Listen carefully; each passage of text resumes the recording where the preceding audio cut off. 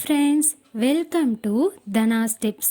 இன்றைக்கி நம்ம சுவையான ஒரு ஈவினிங் ஸ்நாக்ஸ் மைதா பிஸ்கட் எப்படி பண்ணுறதுன்னு பார்க்கலாம். இந்த பிஸ்கட் செய்கிறதுக்கு தேவையான பொருட்கள்: மைதா 200 கிராம், நெய் அல்லது டால்டா 1 ஸ்பூன், ஜீனி 1 ஸ்பூன், ஏலக்காய் பவுடர் சிறிதளவு, எண்ணெய் பொரிப்பதற்கு தேவையான அளவு.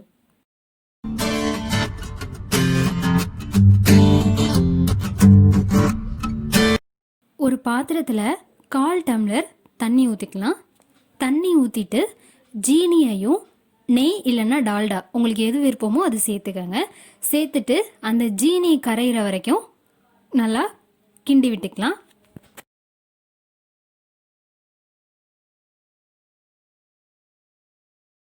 ஜீனி நல்லா கரைஞ்சி முடித்ததுக்கப்புறம் மைதா மாவையும் ஏலக்காய் பவுடரையும் சேர்த்துட்டு அடுப்பிலிருந்து இறக்கி கிளறி விட்டுக்கலாம். சப்பாத்தி மாவு கன்சிஸ்டன்சிக்கு வரணும். அந்த மாதிரி வந்ததுக்கப்புறம் மாவை இந்த மாதிரி 2 பால்ஸாக ஸ்ப்ளிட் பண்ணி வச்சுக்கோங்க.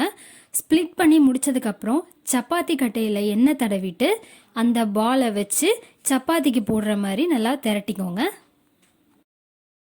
இந்த மாவை நல்லா திரட்டும் போது ரொம்ப மெல்லிஸாக திரட்டிடக்கூடாது. இதில் திக்னஸ் இருக்கணும். அப்போ தான் நமக்கு அது பிஸ்கட் மாதிரி வரும்.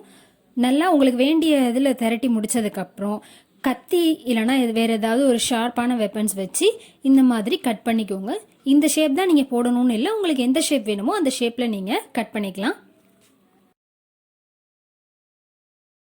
நான் இன்றைக்கி ஸ்கொயர் ஷேப்பில் கட் பண்ணுறேன்.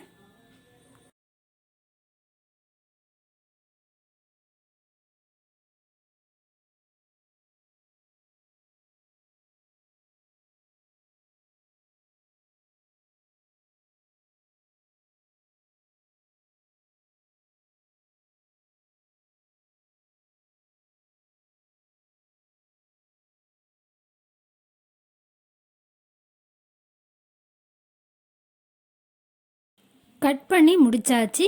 இப்போ இதை ஒரு பிளேட்க்கு மாற்றிட்டு இன்னொரு பாலையும் நம்ம திரட்டி முடிச்சிடலாம். நீங்கள் சப்பாத்தி கட்டையில் வச்சு இந்த மாதிரி திரட்டும் போது உங்களுக்கு திரட்ட வரல, அப்படி இல்லைன்னா உங்களுக்கு ஷேப் எதுவும் கட் பண்ண வரலன்னா நீங்கள் மாவில் எதுவும் தண்ணி அதிகமாக யூஸ் பண்ணியிருப்பீங்க. அப்படி அந்த தண்ணி அதிகமாக நீங்கள் யூஸ் பண்ணியிருந்தீங்கன்னா அதில் கொஞ்சம் நீங்கள் மைதா மாவை சேர்த்துட்டு அதை மேட்ச் பண்ணிக்கலாம்.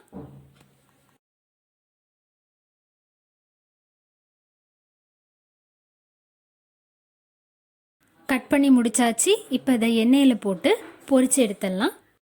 கடாயில் பொரிக்கிறதுக்கு தேவையான அளவு எண்ணெய் விட்டுக்கலாம். எண்ணெய் நல்லா காஞ்சதுக்கப்புறம் நம்ம கட் பண்ணி வச்சுருக்க பீசஸை அதில் சேர்த்துடலாம்.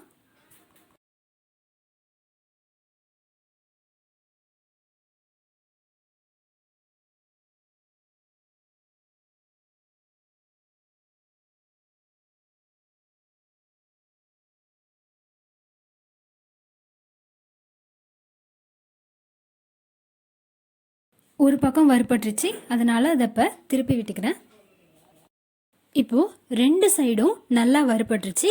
இதை எடுத்து வேற ஒரு பிளேட்க்கு மாற்றிக்கலாம்.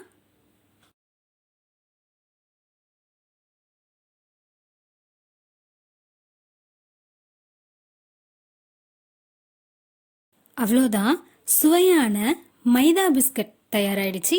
ட்ரை பண்ணுங்கள். ட்ரை பண்ணிவிட்டு எப்படி இருக்குன்னு கமெண்ட் பண்ணுங்கள். சேனலுக்கு சப்ஸ்கிரைப் பண்ணுங்கள். பக்கத்தில் இருக்கிற பெல் ஐக்கானை கிளிக் பண்ணிக்கோங்க. தேங்க்யூ.